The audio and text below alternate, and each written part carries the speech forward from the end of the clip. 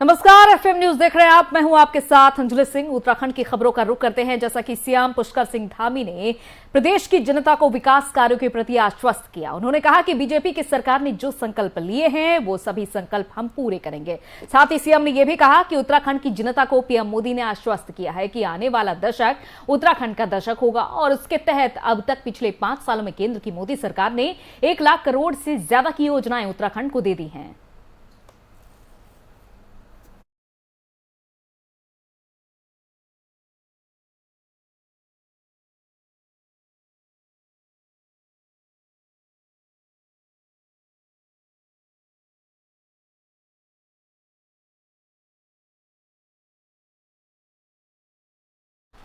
उधर उत्तराखंड कांग्रेस के नवनियुक्त प्रदेश अध्यक्ष करण माहरा बुधवार को देहरादून में पत्रकार वार्ता करेंगे, यानी कि आज प्रेस कॉन्फ्रेंस करने वाले हैं।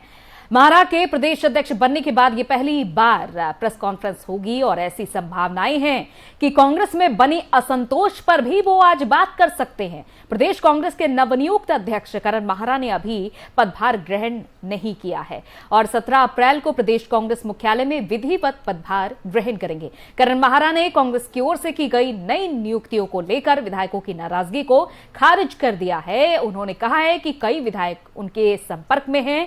कांग्रेस ने उन्हें टिकट देकर विधायक बनने का मौका दिया है, वो पार्टी छोड़कर कहीं नहीं जाएंगे। माहरा ने कहा कि पार्टी को चुनाव में हार मिली है, लिहाजा कार्यकर्ताओं में जोश भरेंगे और उनके मनोबल को बढ़ाने को प्राथमिकता देंगे। जल्द ही कार्यभार ग्रहण कर लेने के बाद पार्टी में बड़ा परिवर्तन भी दिखाई देगा।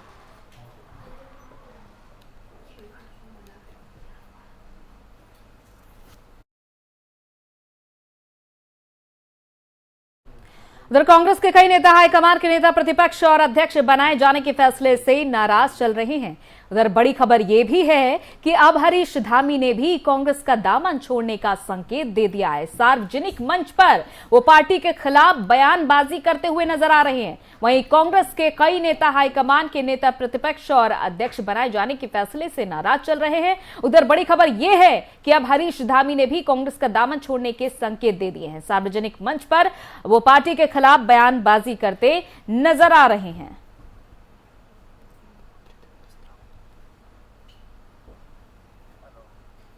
और इस वक्त हमारे साथ पूर्व मुख्यमंत्री त्रिवेंद्र सिंह रावत जी जुड़ चुके हैं, जिनसे हम चर्चा करते हैं। त्रिवेंद्र सिंह रावत जी, बहुत बहुत स्वागत है आपका एफएम न्यूज में। धन्यवाद अंजलि। त्रिवेंद्र जी, हम लगातार देख पा रहे हैं और आप भी देख पा रहे हैं कि कांग्रेस में बड़ा ही असंतोष नजर आ रहा है और इस बीच एक और ये बड़ी चौंकाने वाली खबर है कि विधायक हरीश धामी कांग्रेस का दामन छोड़ सकते हैं। इस पर आपकी टिप्पणी।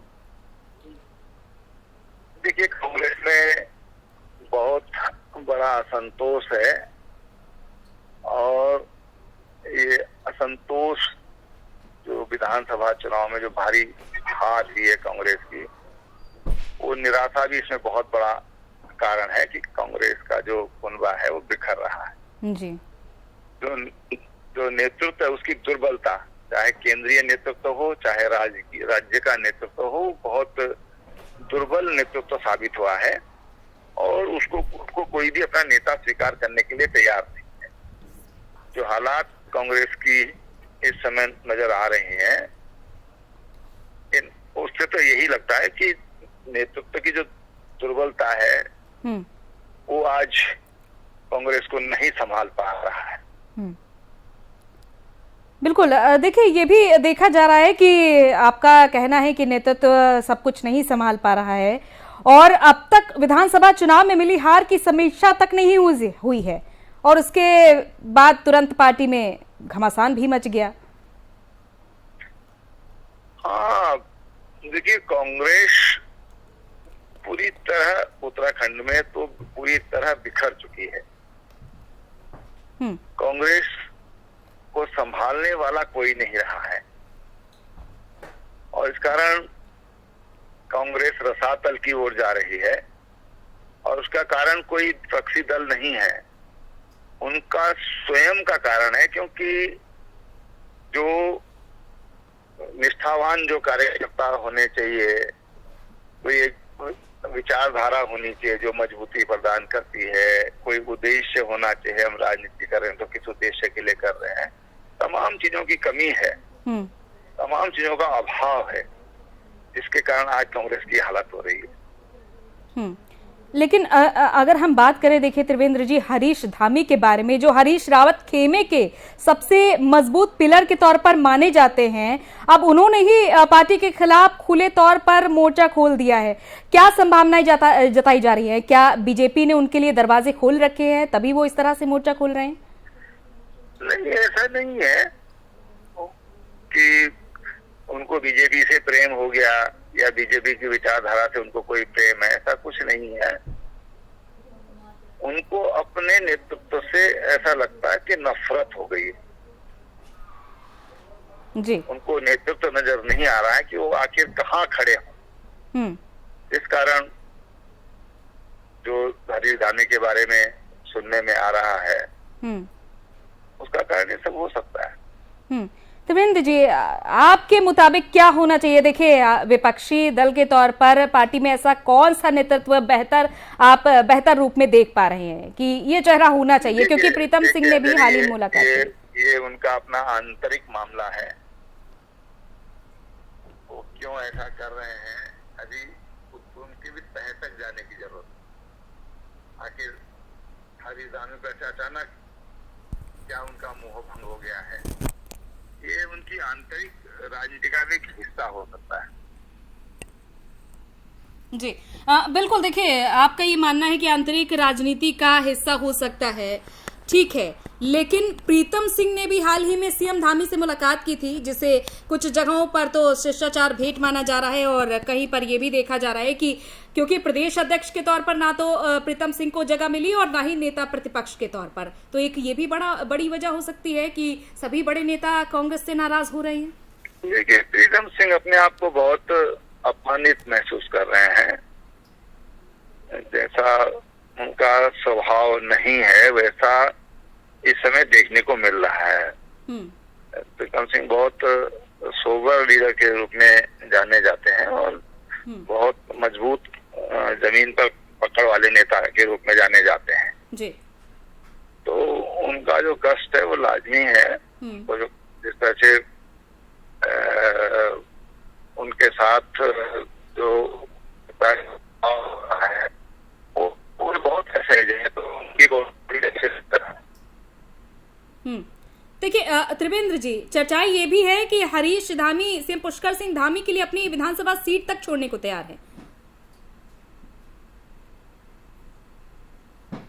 त्रिवेंद्र जी, क्या आप तक आवाज पहुंच रही है? त्रिवेंद्र जी, क्या आप हमें सुन पा रहे हैं? तो शायद त्रिवेंद्र जी से हमारा संपर्क टूट चुका है, लेकिन आपने सुना किस तरह से ये फिलहाल बगावती तेवर दिखाई दे रहे हैं कांग्रेस खेमे में, और अलग अलग खेमे हमेशा से ही बटे रहे हैं, चाहे इस बात को कांग्रेस सिरे से नकारे।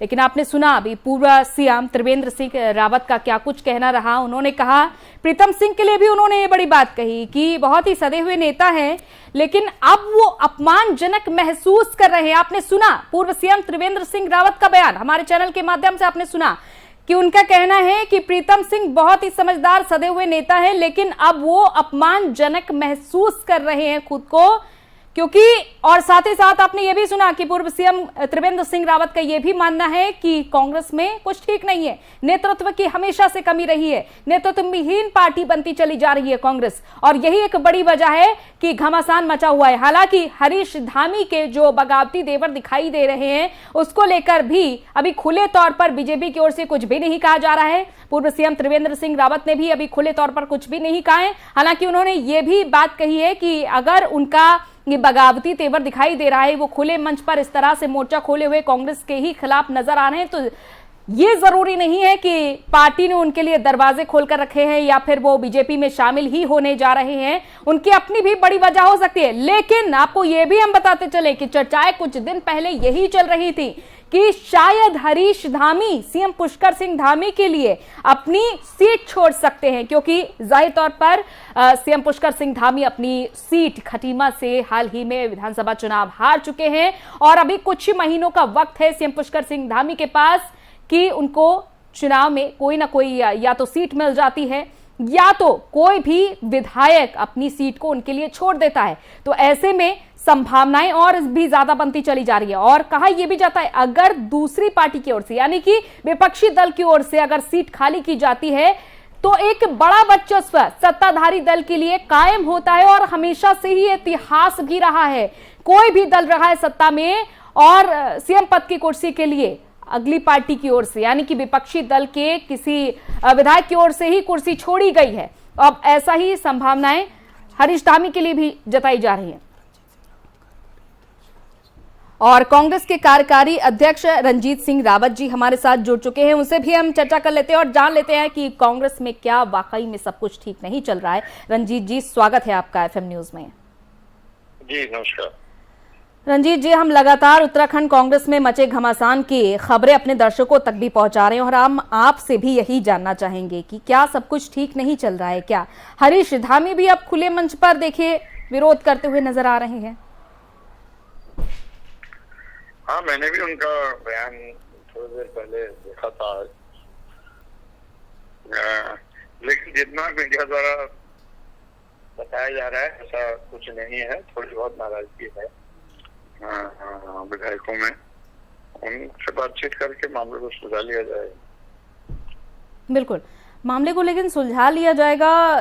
संकेत तरह तरह के मिल रहे हैं कि वो पार्टी छोड़ सकते हैं, इस पर आपकी टिप्पणी क्या होगी? देखिए, वो छोड़ सकते हैं या नहीं छोड़ सकते ये तो वही बता सकते हैं, मैं नहीं बता सकता। पर पार्टी की तरफ से प्रयास किए जाएंगे उनसे बातचीत करने के। जी, आपको ये नहीं लग रहा है कि कांग्रेस हाईकमान की ओर से जो फैसला लिया गया है नेता प्रतिपक्ष और अध्यक्ष बनाए जाने का, उससे एक बड़े खेमे में नाराजगी चल रही है, चेहरे गलत चुने गए हैं? देखिए अंजलि जी, ये पहली बार नहीं हुआ है। जब भी इस तरह के फैसले होते हैं, नए जिम्मेदारियां दी जाती हैं, बड़ा संगठन है, स्वाभाविक रूप से लोगों की नाराजगी सामने आती है और हमेशा हुआ है। जी, अब तक आवाज पहुंच रही है? हाँ, मैंने कहा जब भी इस तरह के निर्णय लिए गए हैं, कोई फेरबदल किए गए हैं, तो बड़ा संगठन है और राजकीय स्वाभाविक ऐसी बातें आती हैं और सुलझा ली जाती हैं। लेकिन अब इससे तो देखिए आगे चल के और इसी वक्त से ही कांग्रेस में जो घमासान मचा हुआ है, परेशानियां बढ़ चुकी हैं। क्या आप इस बात को स्वीकार कर रहे हैं कि पहले हार का मुंह देखना पड़ा कांग्रेस को, जो कभी वर्चस्व कायम रखती थी, और दूसरी बार भी हार का मुंह देखना पड़ा, और अब देखिए एक के बाद एक मुश्किलें भी बढ़ रही हैं, बगावती सुर देखने को मिल रहे हैं? देखिए, एक राजनीति में हार जीत होते रहती है, लेकिन कांग्रेस एक विचारधारा है जो निरंतर चल रही है इस देश में 100 साल से ज्यादा, और आगे भी चलती रहेगी। हाँ, कुछ साथी हो सकता है नए जुड़ जाएं, कुछ साथी पुराने छूट जाएं, ये चलते रहता है। लेकिन कोई बड़ा, जिस तरह से मैं देख रहा हूँ 2 दिन से मीडिया ने दिखा रखा, ऐसा कुछ नहीं है। बहुत सारे संख्या में है लोगों की, हो सकता है उनकी अपने व्यक्तिगत कोई दिक्कतें हों, उनसे भी बात की जाएगी, कर रहे बातें उनसे। लेकिन रंजीत जी, हरीश रावत जो सबसे पुराने देखे पार्टी के चेहरे रहे, इंदिरा गांधी के करीब रहे और राजीव गांधी के करीब रहे, और उन्हें अभी तक ऐसी कोई बड़ी जिम्मेदारी नहीं मिली है, और हरीश धामी हरीश रावत के बेहद करीबी माने जाते हैं। तो क्या यही बड़ी वजह है कि हरीश रावत को कोई बड़ा स्थान अभी तक नहीं मिल पा रहा? वजह तो रावत जी बता सकते हैं या दिल्ली हाईकमान बता सकता हूँ, मैं क्या बता सकता हूँ? बिल्कुल, लेकिन हम आपसे उम्मीद करते हैं कि आप पार्टी का यहाँ पर पूरी तरीके से पक्ष रख रहे हैं, और जो भी अंदर मैं पार्टी का पक्ष रख रहा हूँ तो मैं वही बातें तो रख पाऊंगा जो मेरे लेवल के होंगे। अपने जो हाईकमान ने जो निर्णय लेने हैं उनको मैं थोड़ी रख पाऊंगा, उसके लिए आपको दिल्ली बात करनी पड़ेगी। ठीक है, चलिए, बहुत बहुत शुक्रिया रंजीत जी हमसे बातचीत करने के लिए।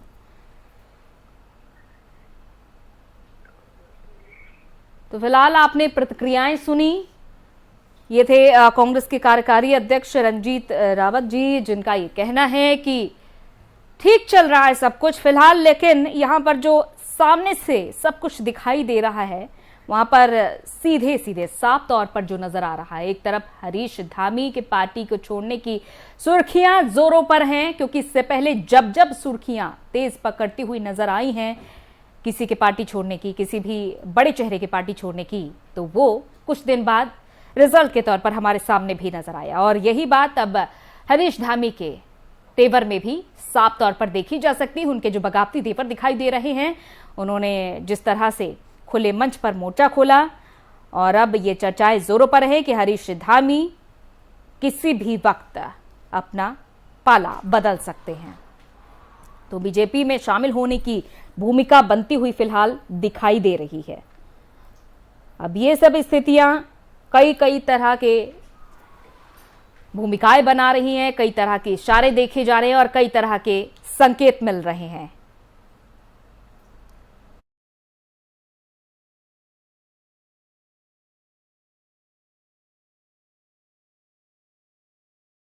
उधर धर्मनगरी हरिद्वार को चार धाम यात्रा का प्रवेश द्वार माना जाता है। बड़ी संख्या में श्रद्धालु हरिद्वार के वाहन बुक करके चार धाम यात्रा को जाते हैं, लेकिन इस बार यात्रा शुरू होने से पहले डीजल पेट्रोल के बढ़ते दामों ने हरिद्वार के ट्रैवल कारोबारियों की चिंता जरूर बढ़ा दी है। मजबूरन उन्हें यात्रा के किराए में बढ़ोतरी करनी पड़ रही है और वही ट्रैवल कारोबारियों का कहना है कि बढ़ती महंगाई से चार धाम यात्रा पर बड़ा प्रभाव पड़ेगा और इसके कारण आम आदमी का चार धाम यात्रा करना मुश्किल हो सकता है। जिन यात्रियों ने वाहन के एडवांस बुकिंग करा ली है, वो अब बढ़े हुए दामों पर किराया देने को तैयार नहीं है। इसलिए अब जितनी भी बुकिंग आ रही है उस पर देखा जा रहा है कि किराया बढ़ाया जा रहा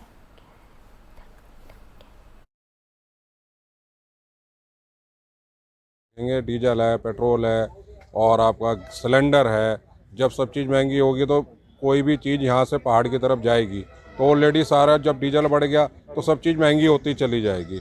और यात्रा के ऊपर तो देखो थोड़ा बहुत नहीं, बहुत प्रभाव पड़ेगा। जो ग्रामीण क्षेत्र का है, गरीब तबके का आदमी है, वो कैसे यात्रा करेगा ये बताइए आप। उसको हर चीज़ महंगी पड़ेगी, रहना, सोना, खाना, सब चीज़ उसके लिए बहुत। तो पहले यात्रा का हम लोगों का किराया था, जैसे टैक्सी गाड़ी का किराया था, डिजायर गाड़ी का 2500 रुपये पर डे का हिसाब से हम लोग उसको अंकलन करते थे। और अब की बारी 2500 से वो प्लस हो गए कम से कम 3500 रुपये पर डे तक जो है, समथिंग जो है 3500-3200 रुपये पर डे तक में कन्वर्ट होगा ही। डीजल है, पेट्रोल और उधर राजधानी है, देहरादून में आज पेट्रोल और डीजल के दामों जब में बदलाव जरूर हुआ है। देहरादून में आज पेट्रोल के दाम में 1 रुपए 2 पैसे कम हुए हैं, जिसके बाद पेट्रोल 103 रुपए 75 पैसे प्रति लीटर बिक रहा है। डीजल के दाम में भी बदलाव हुआ है, 76 पैसे की कमी आई है, जिसके बाद डीजल 97 रुपए 39 पैसे प्रति लीटर बिक रहा है। देहरादून में बीते दिन पेट्रोल और डीजल के दाम में 104 रुपए 77 पैसे प्रति लीटर और 98 रुपए 15 पैसे प्रति लीटर था। वहीं मंडी में ही नींबू की कीमत इतनी है कि लोग नींबू से दूरी बनाने लग गए हैं। उत्तराखंड में नींबू की बढ़ती कीमतों की वजह से सप्लाई भी घट गई है। नींबू महंगाई में दोहरा शतक लगा चुका है। देहरादून में मंडी से बाहर नींबू 300 रुपए से ज्यादा के दाम पर बिक रहा है। मंडी में नींबू का प्रति किलो फुटकर दाम लगभग 240 से 280 रुपए है। प्रदेश में नींबू का उत्पादन बहुत ज्यादा नहीं होता है। सप्लाई दक्षिण भारतीय राज्यों से होती है। मंडी विशेषज्ञों के अनुसार अभी नींबू चेन्नई और गुजरात से आ रहा है। सप्लाई बहुत कम होने के कारण कीमतों में बढ़ोतरी हो चुकी है।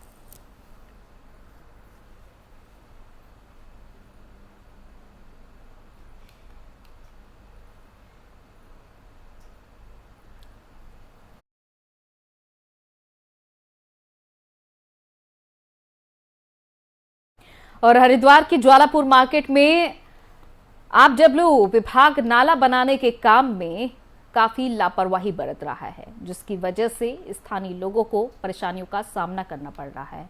बता दें कि शहर में पिछले 1 महीने से मकानों और दुकानों के आसपास नालों का निर्माण किया जा रहा है, जिसका निरीक्षण मेयर अनीता शर्मा ने किया और स्थानीय लोगों को आश्वासन दिया है कि आरडब्ल्यूडी के संबंधित अधिकारियों को जल भराव की समस्या को दूर करने के निर्देश दे दिए हैं और जल्द ही समस्या का निदान नहीं किया गया तो मुख्यमंत्री पुष्कर सिंह धामी के भी संज्ञान में ये मामला लाया जाएगा। फिलहाल मेयर के आदेश पर नाला को खुलवाने का काम शुरू कर दिया है, जिससे लोगों के घरों और दुकानों के नालों का गंदा पानी ना जाए।